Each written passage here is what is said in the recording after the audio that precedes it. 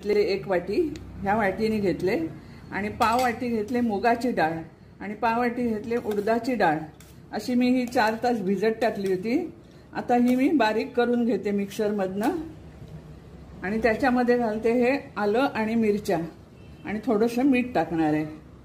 आणि त्यासाठी लागणारी चटणीसाठी मी घेतले कोथिंबीर, आलं आहे, खोबरं, मिरची, लसूण घेतले 2 पाकळ्या आणि हे चण्याचे डाळ घेतले आणि थोडंसं जिरं आणि थोडीशी साखर आणि मीठ अशी मी चटणी वाटून घेणार आहे। तर चला आधी आपण डाळ वाटून घेऊया। ही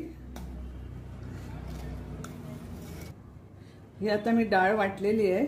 त्याच्यात आलं, जिरं आणि मिरची टाकलेली आहे। त्यामध्ये थोडासा हिंग टाकते मी, थोडीशी हळद टाकते, चांगली फेटून घेतली ती मी आणि कोथिंबीर टाकते। आणि ही आपली चटणी पण वाटून झालेली आहे। हे बघा चटणी चांगली वाटून झालेली आहे। आता मी ही भजी तयार करायला घेते। तिथे तेल तापत ठेवले गॅसवर, हे सगळं मिक्स करते आणि मग भजी काढते ह्याची। तर चला आता गॅस जवळ जाऊया। आपलं तेल तापले का बघूया आपण। तेल चांगलं तापलेलं आहे। आपण छोटे छोटे टाकूया।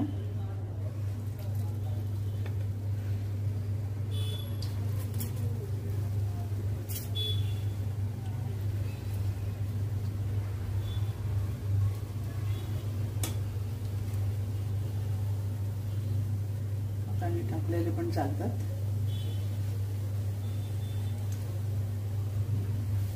त्याच्यामध्ये मी सोडा बिडा काही टाकलाय नाही। चांगलं फेटून घ्यायचं।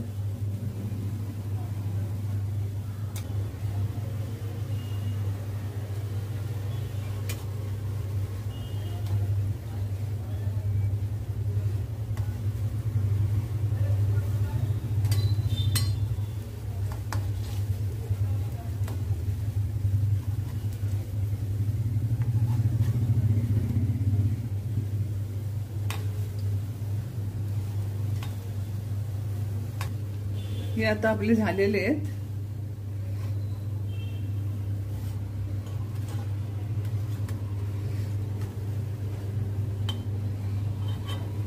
याला तेल पण जास्त असं राहत नाही, सुके सुके होतात छान।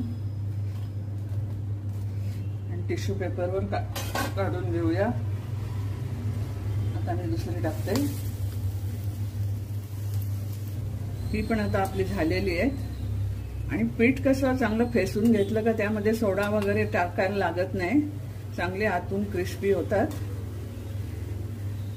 शक्यतो सोडा टाकू नये।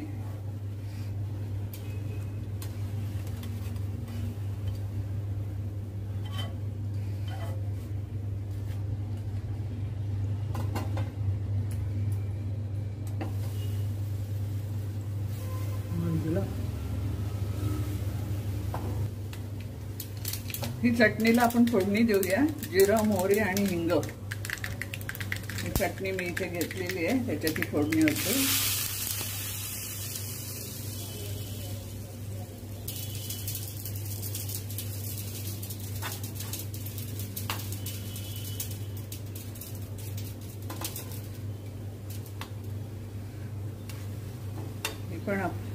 ही पण आपली भजी झालेली आहे, ती मी काढून घेते।